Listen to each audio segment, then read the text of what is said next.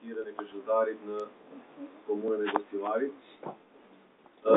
Jemi rrjedh me shumë sende që ndodhin për pak kohë. Do thënë ne ballafaqojmë ato probleme që kemi ballafaquar edhe më herët. Njerëzit kur u rrezikohet ka pushteti dhe interesi, që janë në gjendje të bëjnë edhe kombinatorikat që mendja e shëndosh nuk i bën. E them këtë sepse brenda këtyre ditëve nuk ju mjaftun të bëjnë krejt ato sende që i bën, që i kanë bërë edhe më para të shqiptarët, ashtu themi kështu hapur. Po këtyre nuk u takonte sepse këto kanë një mandat që përballë e ka gjakun e shqiptarëve, e ka luftën e shqiptarëve. Dhe mandati i këtyre peshon më ndryshe dhe ka peshuar më ndryshe deri më tash te mendjet dhe te zemrat e shqiptarëve.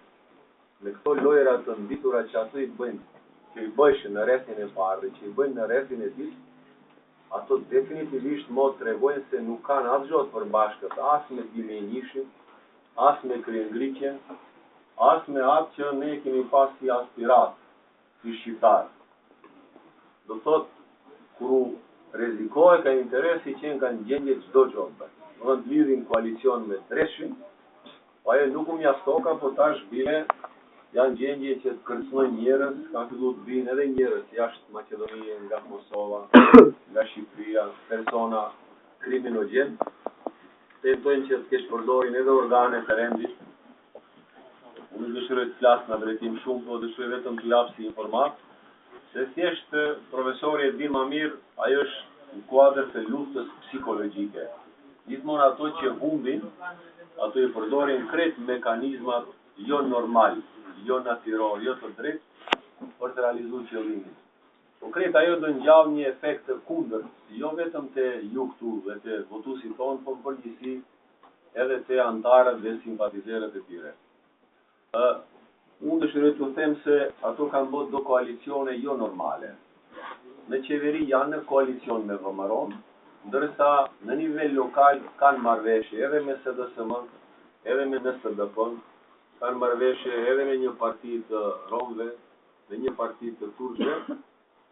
Dhe pse e them kështu? E them sepse shikoni, ishin ato që 2006-ën, një vjet e gjithë nuk u ndalën të bëjnë protesta, sepse u mohou vullneti politik i shqiptarëve. Dhe unë i kam përkran ato, për atë parim. Tash janë pikrisht ato që duan ta shkelin vullnetin politik të shqiptarëve. Shihni domethënë për një kohë shumë të shkurt njerëzit kanë bërë një ndryshim për 180 shkallë. Këti ndryshim neve do na kushton, mund të na kushton tash, por mund të na kushton edhe më vonë, edhe më shumë. Ishin ato që mundsun VMRO-ja i ketë 63 deputet në parlament, dhe tash ka mundësi ta merr edhe kryetarin e shtetit, edhe krejt komunat kryesore në Maqedoni, dhe ne kemi një pushtet absolut, vetëm të njerëz sa.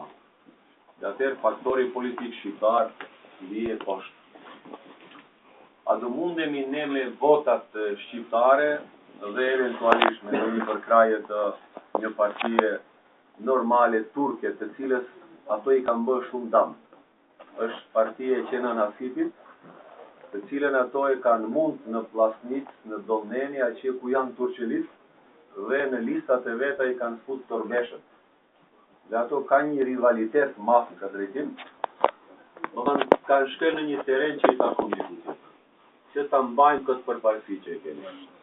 Po ne jemi të bindur se nëse ju do ta mbani që këtë motiv, këtë interes, nëse do vazhdoni të punoni edhe një 5-6 ditë sa në kanë bes, ato nuk kanë shans reale të fitojnë. Ato marrëveshje që i kanë bërë nalt është problem të realizojnë poshtë. Ka shumë iniciativa, shumë njerëz që vinë në shtadin tonë, vullnetarisht, që janë të palëve tjera, të cilët nuk pajtohen me atë marrëveshje, po janë disa direktiva nga nalt që ato nuk mund t'i kundërshtojnë. Do thënë, nga ato matematika që ato i bëjnë pikpyetje dhe gjysmën atyre votave do e marrin. Ne i kemi pas 6500 më shumë. Ato së paku kanë pas një 3000 vota bleta nga ato vota që i kanë pas. Pra s'ka informata. Dhe tash duhet t'i paguajnë brëzditi dhe plus paguajnë vota tjera. Mirë, po nuk do dele sapi se edhe paret zati i kanë nga fundja. Unë e zullumi kur drashet, putet, edhe zullumi ative faktikisht është duke u fut. Unë dëshiroj t'u falenderoj në emrin tim, në emrin të listës së këshilltarëve, t'u shpreh një mirënjohje për punën që keni bërë, për fitoren që e mbrit në fshatin tuaj, duke pas parasysh se ju jeni një fshat më specifik. Jeni një fshat që keni traditë intelektuale, keni traditë fetare, po jeni edhe fshat i përzier në aspekt nacional, keni pas edhe, do kisha thënë, diversitet në llojshmëri politike, po ja falë asaj se ju besut të ne, i kërkut ndryshime si i kërkum ne, ju i përkrat të ndryshime. I përkrat sepse krejt ne kemi një mjet pozitiv.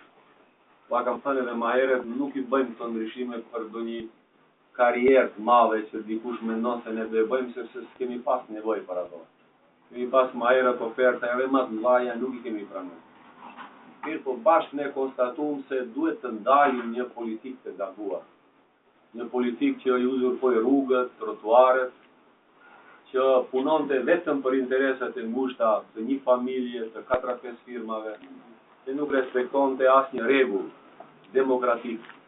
Dhe një politikë e cila me kapitalin e fisë të rrezikonte që nesër të na futet në shtëpia, të na futet në familje, dhe të ne rrezikon edhe sigurinë personale krahas rrezikimit të perspektivës personale dhe të perspektivës kolektive. Dhe nëse ne nuk dhe ndalim, atë nuk ka kush e ndal për ne. Do të konkret ne i dim këto sende. Këto probleme i kemi pasur edhe në komunizëm, po tash këto na vendin më shumë se na i bëjnë njerëzit tonë. Njerëzit që thirren në emër të demokracisë, që thirren në emër të luftës, të kryengricjes e ku ta dim çka. Dëshiroj vetëm të jap një sqarim. Ju ndëgjoni ndërkohë kanë filluar të çojnë një propagandë, se gjoja unë me të deklaratat e mia, pas kam qenë kundër UÇK-s, pas kam mohu luftën, kryengricjen e kështu me radhë. Ka këtu intelektual që i din qëndrimet e mia për luftën, po unë vetëm kam dashur t'ua përsërisë juve. Unë jam njeriu që nuk e kam thënë, kërkuni ku ja dhe them. Asaj lufte i kam siguru 500.000 marka pare që unë i kam siguru, me dokumente legale.